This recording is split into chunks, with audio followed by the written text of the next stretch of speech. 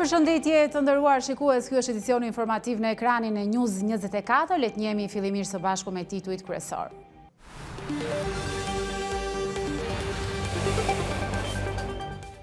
Albin Kurti sfidon opozitën, kërkon 3 kandidat për president që të shmangë zgjedhjet e përgjithshme në Kosovë. Rama me fermerët në Dibër ju bën thirrje të bashkojnë tokat për të mbijetuar në tregun e BE-s. Sali Berisha deklaroi se kryengritja paqësore është zgjedhja e opozitës, ai paralajmëroi protesta deri në rrëzimin e Ramës. Ilir Meta kërkon transmetim live të procesit gjyqësor ndaj tij për transparencë dhe informim të publikut. Ndryshime në krye të burgjeve, emra të ri në fushkruje Durrës për ruajtjen e sigurisë. Godite tjetër call center mashtrues në Tiranë, në Pranga, 2 organizator procedojnë 12 operator. Islamabadi pret bisedime SBA-Iran në përpjekje për t'i dhënë fund konfliktit. Dudaev bën spektakël mundësi ku që zi rezervon finalen e madhe në Europian. Kryeministri Edi Rama u ka bërë thirrje e fermerëve të Dibrës të bashkojnë toka, duke theksuar se vetëm kështu mund të rrisin fitime dhe të përballojnë konkurrencën në tregun evropian. Ai paralajmëroi se pak të hap fermerët e vegjël rrezikojnë të mbeten jashtë tregut, duke premtuar mbështetje financiare dhe kredi të butë nga shteti. Fermerëve të Dibrës, kryeministri Edi Rama u bëri të qartë se bashkimi i tokave do t'u jap më shumë mundësi dhe do t'i sigurojnë më shumë fitim. Kreu i qeverisë u kujtoi shprehjen bashkimi bën fuqin, për t'i garantuar se gjithçka do t'jetë shumë më fitimprurse. Tani nuk jemi më të dëshiruar, por jemi të detyruar të hymë, që është faza e bashkimit. Jo ashtu siç thon çyrykët që vinë vërdall për të hedhur balt mbi çdo gjë. Pra, jo si kooperativat e dikushme, por si kooperativat e Bashkimit Evropian. Delet që ndahen nga tufa i Haujku kam pas thënë të moçmit, për këtë arsye ne kemi vendosur dhe mbështetje për bashkimin. Mbështetje financiare, mbështetje institucionale dhe aleancë me shtetin. Nëse ky bashkim nuk do të ndodhë, atëherë fermerët e vegjël do të rrezikojnë që mundi t'i shkojë dëm. Në të kundërt, nuk e përballojmë dot përplasjen e madhe që do të vijë kur ne të bëhemi antar të Bashkimit Evropian. Gjithaj i treg i madh, ne do dalim tek e tek, edhe do mbijetojmë. Ku do t'i shesim produktet me çanta në rrugët e Brukselit. Pastaj, si do realizohet siguria ushqimore? Do shkojnë të gjithë tek e tek të bëjnë analiza në për laboratore. Kryeministri Rama i siguroi fermerët se financimi për zhvillim nuk është problem. Sipas tij, problemi vetëm qëndron tek hartimi i projekteve dhe aplikimi. Rama tha se pas pak ditësh do të nënshkruhet një marrëveshje me bankat për t'i dhënë kredi të butë fermerëve, që garancinë do ta kenë nga shteti.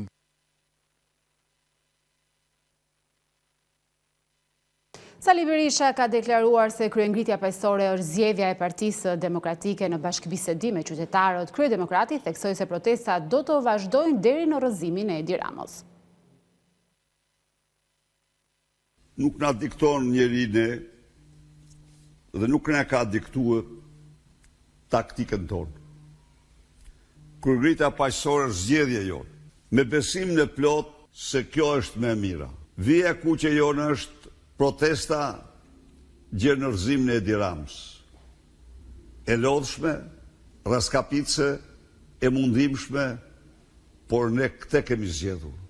Vija e kuqe jonë si protest gjerë në rrëzimin e Edi Ramës është jetike, jo vetëm për Partinë Demokratike, po dhe për Shqipërinë, që të ketë një opozit me zë të fuqishëm.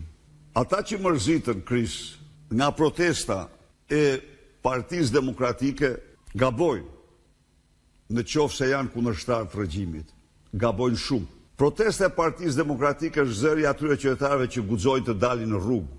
Dalin në rrugë për çështje të cilat janë një lloj rënuese për çdo qytetar të ndershëm të këtij vendi, pavarësisht nga bindjet politike. Ish presidenti i Republikës Ilir Meta ka kërkuar publikisht që procesi gjyqësor ndaj tij të transmetohet drejt për drejt në të gjitha fazat. Në një postim në Facebook, Meta i është drejtuar GKK-s duke kërkuar që seanca gjyqësore të nisin me transmetim live që nga dita e parë, më 27 prill 2026, dhe të vijojë në këtë formë deri në përfundim të procesit. Ai shkruan se kërkon këtë në respekt të qytetarëve shqiptar dhe bashkëkombësve kudo që ndodhen, duke kujtuar angazhimin e tij në detyrat më të larta shtetërore si president i Republikës, kryetari i Kuvendit dhe kryeministër. Sipas Metës, garantimi i transmetimit të drejt për drejt duhet të shtrihet për të gjitha mediat dhe gazetarët e interesuar në mënyrë që opinioni publik të informohet në kohë reale. Në deklaratën e tij, Meta nënvizoi se transparenca dhe llogaridhënia përpara qytetarëve janë detyrime themelore për çdo institucion dhe funksionar publik.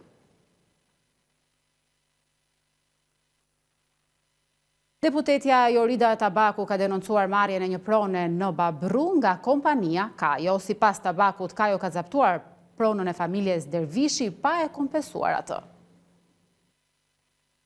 Deputetja Jorida Tabaku ka denoncuar rastin e marrjes së pronës së familjes Dervishi në Babru nga kompania Kajo pa kompensim, me argumentin se aty do të bëhet një fabrikë armësh. Në një video të publikuar në rrjetet sociale, Tabaku e cilësoi këtë rast si një tjetër aferë që sipas saj tregon modelin e një shteti që nuk mbron qytetarët, por favorizon interesat ngushta ekonomike. Jemi në tokën në pronën e familjes Dervishi, një tokë e trashëguar në vite, e mbrojtur, e ruajtur, e investuar me pak mundësi se ato kanë pasur, kush siç e shikoni, qeveria shqiptare ka marrë, e ka uzurpuar, e ka vendosur që këtu do të ndërtojë një fabrikë prodhimi të armëve, një aferë korruptive e radhës siç është Kajo. Tabaku theksoi se rasti i familjes Dervishi është ilustrimi një fenomeni më të gjerë ku sipas saj prona private nuk respektohet, ndërsa cilësoi rastin si vjedhje e radhës së Kajos. Familja Dervishi është një familje e thjeshtë e qytetit Tiranës, të cilët në vite janë përpjekur që këtë pronë të tyre trashëguar nga të parët ta kenë thesarin më të çmuar për të ardhmen edhe të fëmijëve të tyre. Ndërkohë që vjen sot shteti pas një kompensim, pas një të drejtë ligjore dhe në pronën e tyre ndërton. Ky është denoncimi i disat ndaj kompanisë shtetërore Kajo, e cila këtë lloj procedure antiligjore ka ndjekur edhe në disa zona të tjera të kryeqytetit. Deputeti demokrat Sajmir Korreshi ka akuzuar drejtuesen e PS-s në qarkun Fier Belinda Balluku se ka lënë pas dore mbikalimit e pushimi i shoferit në Lushnjë, duke theksuar se me ndërhyrje minimale do të ishin shmangur aksidente fatale. Deputeti Sajmir Korreshi ka denoncuar mungesën e një mbikalimi pranë pushimit të shoferit në Lushnjë, ku përpasoj ka ndodhur disa aksidente fatale. Korreshi hodhi akuza ndaj drejtueses së qarkut të Fierit në Partinë Socialiste Belinda Balluku, që sipas tij la pas dore ndërtimin e mbikalimit. Jemi tek kryqëzimi i vdekjes, pushimi i shoferit. Është një kryqëzimet që ka sjell 10 humbje jete. Kto janë dhe të aksidentit fundit ndodhur para 2 ditësh në Lushnjë. Çmenduria vazhdon.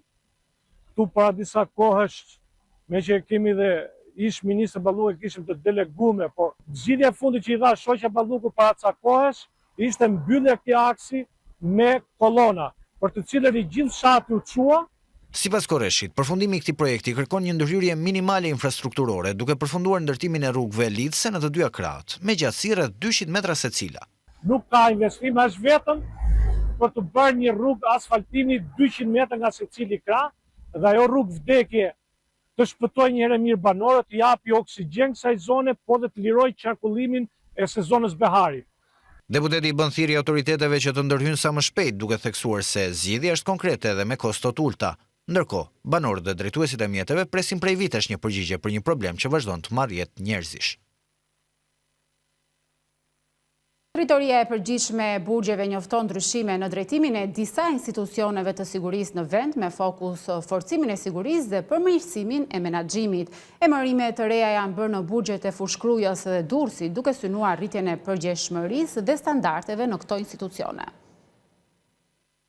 Drejtoria e përgjithshme e burgjeve ka riorganizuar drejtimin e disa institucioneve të ekzekutimit të vendimeve penale në kuadër të rritjes së sigurisë dhe përmirësimit të menaxhimit të burgjeve. Në IEVP Fushkruj është riorganizuar zinxhiri komandues, duke u liruar nga detyra drejtori Apostol Luca dhe në këtë detyrë është emëruar Erviz Dedej me eksperiencë të gjatë në sistemin e burgjeve. Gjithashtu, shefi policisë është emëruar kryekomisar Fation Sadikaj me mbi 20 vite përvojë në policinë e burgjeve, ndërkohë në JVP Durrës është emëruar drejtor Serjan Mazdreku me eksperiencë në administrat dhe në fushën ligjore, si dhe u emërua shefi policisë, kryekomisar Florian Masha, me karrierë të gjatë në radhët e policisë së shtetit. Drejtoria e përgjithshme e burgjeve bën të ditur se këto lëvizje synojnë forcimin e përgjegjshmërisë, rritjen e kontrollit dhe vendosin e standardeve më të larta në funksionimin e institucioneve penitenciare.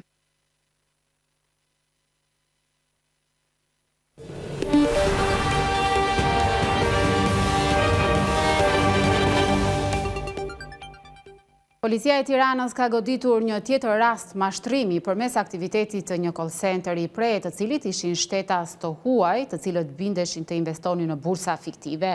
Aktiviteti call center zhvillohej në një apartament në rrugën Suleman Delvina, ku policia vuri në pranga Arges Rushin dhe Leonard Maksutajn, të cilët administronin ambientin e përshtatur për call center, si dhe proceduan në gjendje të lirë 12 operator.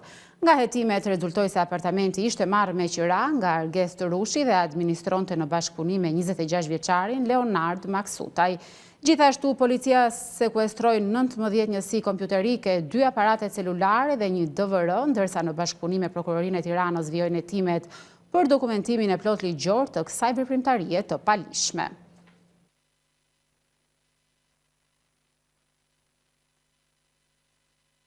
Një shkëndije elektrike në paketën e kondicionerit dyshohet se u bë shkak për rënien e zjarrit në një banesë në Korçë. Ngjarja ndodhi mëngjesin e kësaj të shtune në lagjen numër 10 të qytetit Juglindor, ku zjarri u përhap me shpejtësi dhe në dhomën që ishte instaluar kondicioneri, dëmet janë të konsiderueshme. Me pikasjen e zjarrit, familjarët që ndodheshin brenda banesës kanë dalë menjëherë jashtë dhe njoftuan zjarrfiksi, të cilët operuan me 2 mjete për izolimin dhe shuarin e flakëve. Ashtu në vendngjarje shkuan dhe shërbimet e policisë, të cilët bën me dije se nuk ka persona të lënduar dhe po punojnë për zbardhjen e plotë të shkakut të zjarrit.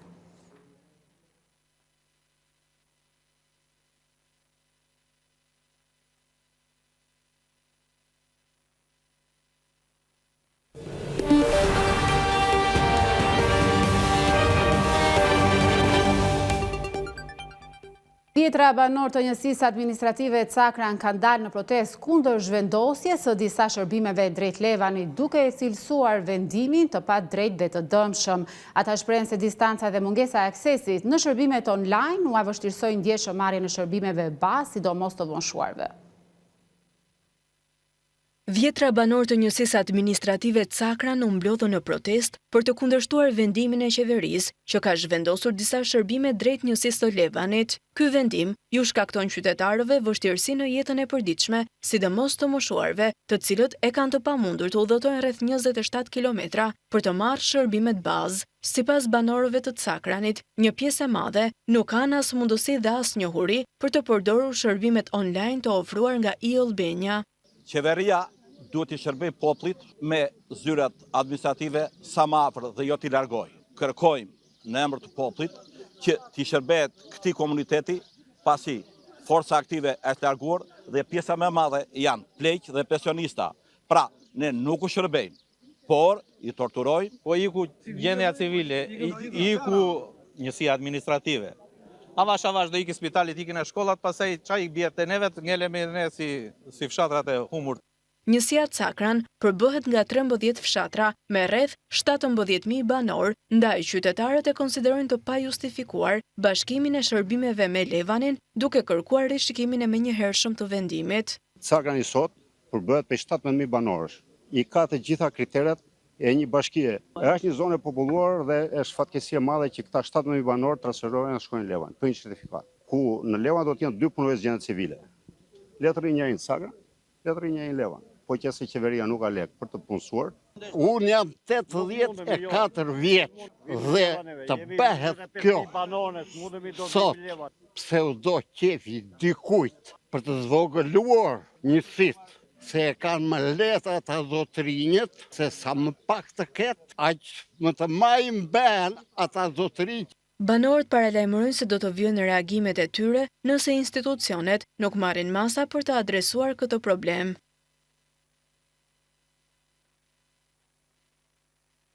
Mirdita kërkon rikthimin e disa fshatrave që ju kaluan qarqeve të tjera në reformën territoriale të vitit 1949. Kërkesa u parashtrua gjatë një takimi të zhvilluar në qytetin e Rrëshenit në kuadër të diskutimeve për reformën e re territoriale.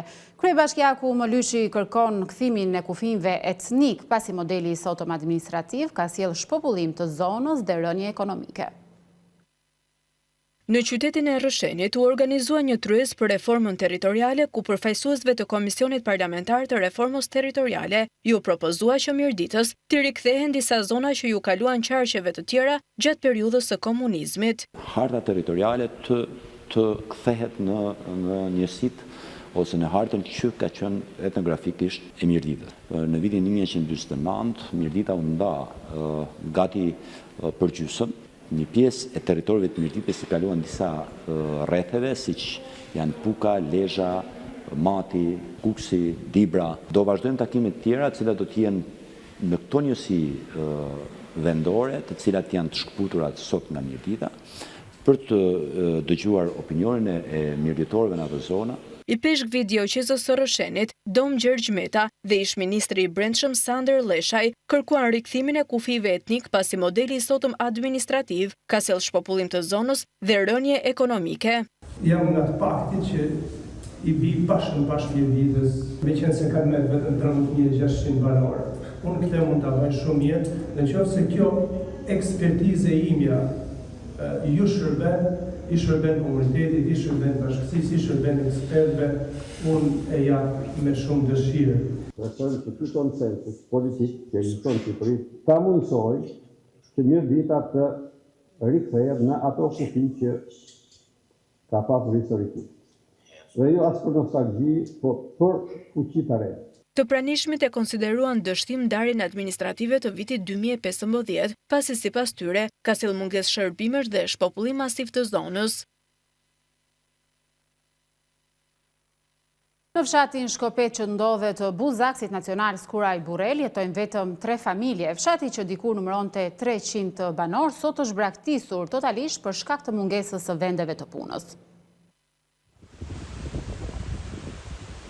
Fshati Shkopet në Kurbin, i cili ndodhet jo më shumë se 3 kilometra nga rruga e Kombit në rrugën nacionale Skuraj Burrel, dikur i banuar nga mbi 300 banor, sot në të jetojnë vetëm 3 familje. Frok Përgjoka është ndër këto 3 familje që nuk janë larguar ende. Ai tregon se dikur ky fshat gumëzhinte nga njerëzit dhe kishte thuajse të gjitha institucionet e nevojshme, shkolla, qendër shëndetësore e të tjerë. Shkak i braktisjes së Shkopetit, sipas Frok Përgjokës, është mungesa e investimeve. Ky fshat ka qenë frekuentuar që në kohën e Partisë Punës, ka pas një gjallëri të jashtëzakonshme, me të gjitha institucionet, me shkolla, me restorante, me të gjitha resurse që i takon një zone. Tashi është një zonë e braktisur, edhe tashi nuk funksionon asnjëherë. Është gjinaf që kjo lloj zone mos t'i investohet, t'i jepet pak prioritet.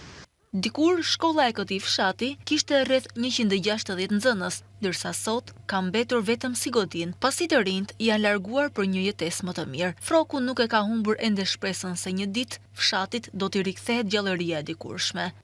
Atë ku nuk jetohet, çdo gjë konsumohet. Kanë bashku në një pjesë të Malleshit edhe të Shkopetit 160 nxënës. Ktu jetohet. Është një zonë e bukur, një zonë turistike, një zonë që e mrekullueshme dhe besoj që do kthejnë më shumë se se kanë qenë dikur. Sipas banorit Frok Përgjoka, një tjetër arsye largimit të banorëve është edhe privatizimi i hecit të Shkopetit, i cili largoi shumë punonjës nga puna rreth 10 vite më parë.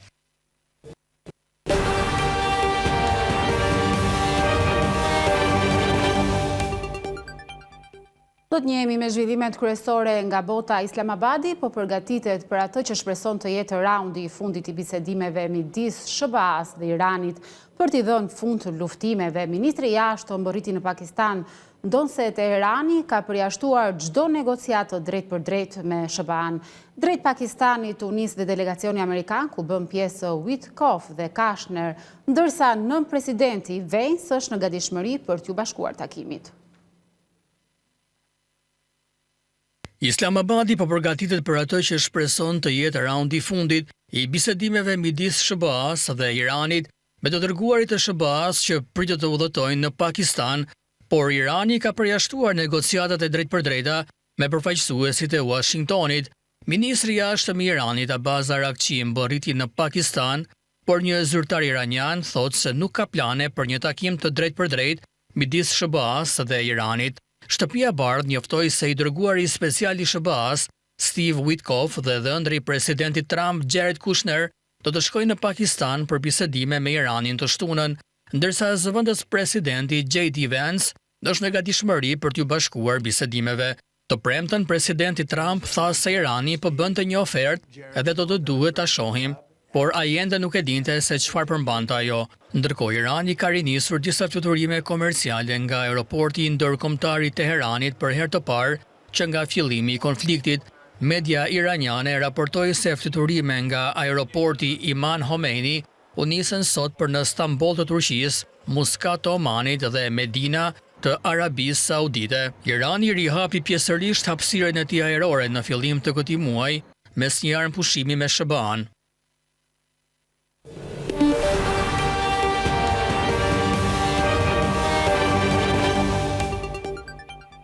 Është promovuar në Tiranë një libër që sjell në vëmendje jetën dhe veprën e profesor Lek Gjiknurit, pioner në studimet biologjike në Nujore. Është promovuar në Akademinë e Shkencave libri profesor doktor Lek Gjiknuri, portreti i një shkencëtari, me imazhin e tij në kopertinë e botën shpirtërore në brendi. Libri sjell anën e tij personale e profesionale përmes kujtimeve të atyre që e njohën.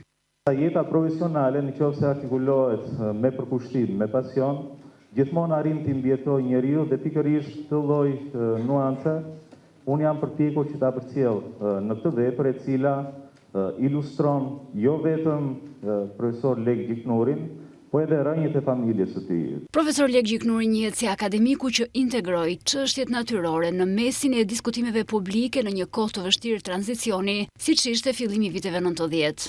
Çdo njeri që ikën nga kjo jetë është një bibliotekë që vdiqet dhe nuk kthehet më. Për mua Lek Gjiknuri ishte profesori. Leka ishte kolegu im, punuam për vite të tëra në Fakultetin e Shkencave të Natyrës. Leka ishte kolegu im në Parlamentin Shqiptar, ne ishim bashkë deputet. I biri i profesorit e cilësoi librin si një përpjekje për ta mbajtur gjallë kujtimin e tij si baba dhe si njeri me vlera për shkencën e për vendin, duke cituar Tatin kur fliste për mjedisin. Kur flasim për mjedisin jemi të gjithë në të njëjtën varg. Dhe nëse kjo varg mbytet, nuk ka rëndësi kush ka qenë kapiteni. Kam edhe detyrimin moral që e thash më parë.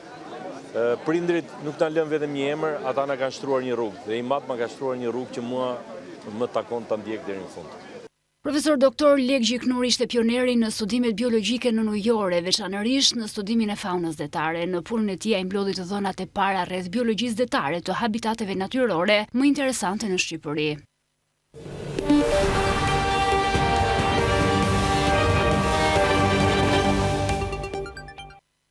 Ishte gjithçka për këtë edicion informativ. Për më tepër mund të na ndiqni në faqen tonë Balkanue për lajmet e fundit nga vendi, rajoni dhe bota. Faleminderit për vëmendjen, bashkë mirupafshim.